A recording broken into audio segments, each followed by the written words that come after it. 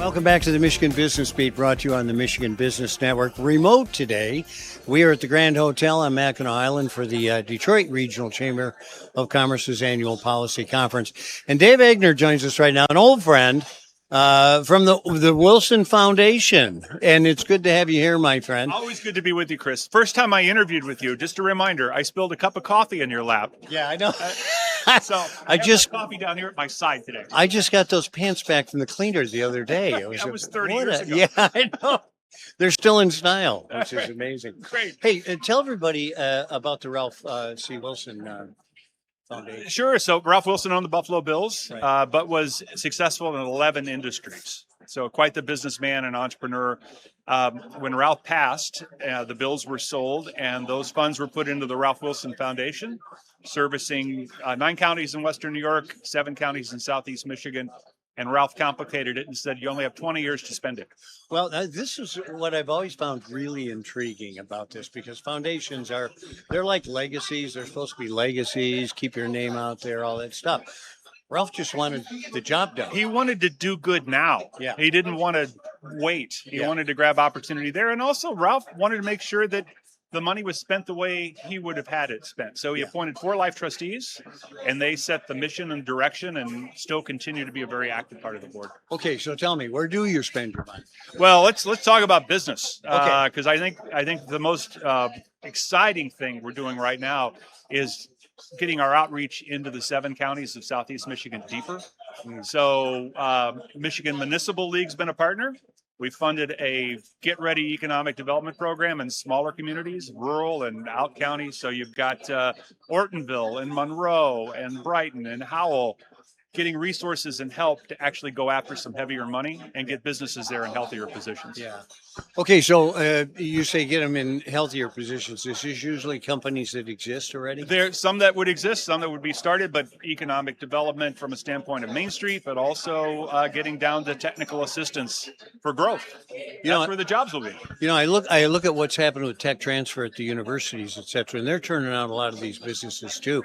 You wind up getting in conjunction with them at all? We've funded the New Economy Initiative Okay. and work that they're doing Yeah. in that front, and that's where our most of our economic development money in Southeast Michigan's gone.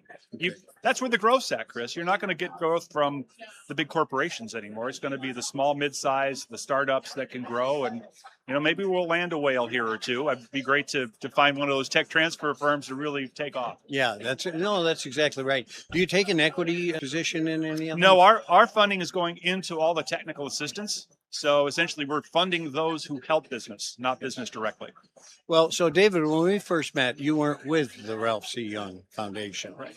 Tell us a little bit about your background. Oh gosh, when we first Not met- everything. Oh yeah, well, yeah. There's not enough time, and this is a PG-rated show.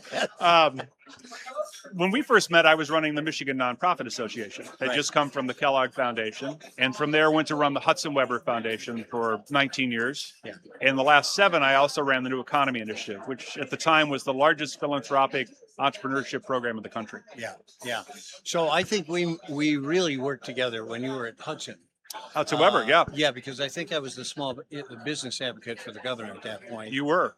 Traveling around, and I was trying to get your money, if I remember. You got a little too, if I remember. I'm hoping. I wish I remembered what I did with it. That's the thing. Okay, so what is in the future? Like, how many years left before we're We've got 8 years, 7 months, and 11 days left. So you're going to have 30 years left to figure out what you're going to do? I wish that were the case. I'm just hopeful to survive these next, 8 years and 7 months. But it's exciting to see what's happening in Michigan. Yeah. I know this chamber conference has a sobering theme this year because we're looking at the real data. Yeah. You want to fix that problem? It starts in the business community, and I really believe it starts with small and mid-sized business. The corporations will be players, Yeah. and will certainly drive growth, but it's not going to be the same way. These small businesses are the key. It's interesting because I chair a thing called T3, which is Teach, Talent, and Thrive. And it is bringing business and education together. And I think education has a big play in this market Absolutely. as well. Absolutely. Another theme up here that's so important, we've been funding the notion of dual enrollment and apprenticeships. If we don't have the talent, the businesses are going to leave even if they were founded here. So how do we get dual enrollment? How do you get every kid coming out of high school already having college credit or credit toward credential? Yeah. And so that's got to happen. And the tools are already in play. We're just not using them. You know, we do a thing called the Lansing Promise, and we a few years ago went to not just funding baccalaureates, but funding training, because there's a desperate shortage of tradespeople. Oh my gosh, it's skilled workers, the big shortage there. Middle skilled, middle wage jobs have gone unfilled, and we have to rethink that. You know, a credential is just as valuable as a degree in the right field.